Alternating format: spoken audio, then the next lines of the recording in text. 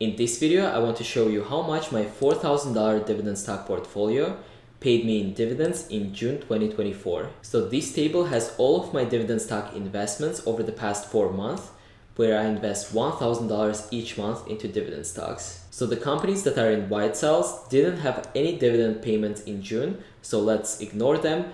Only the companies that are in green color were the ones that paid dividends in the month of June. And in this column, we have the specific June dividend payment dates for all the companies that ended up paying me dividends. So let's go over each company one by one, starting with Johnson & Johnson. So Johnson & Johnson paid $1.24 in June dividends for each share that people owned.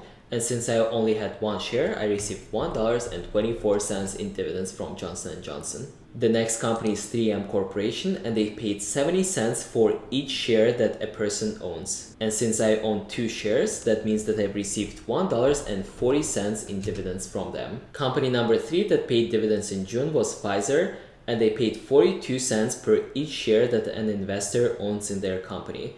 And since I own 10 shares of their stock, that means that I've received $4.20 from Pfizer in June. Stanley Black & Decker paid 81 cents per each share in dividends.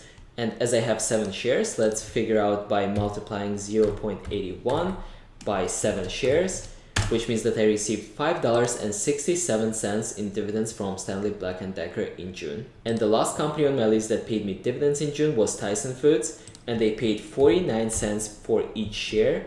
So let's multiply it by the 4 shares that I own in total.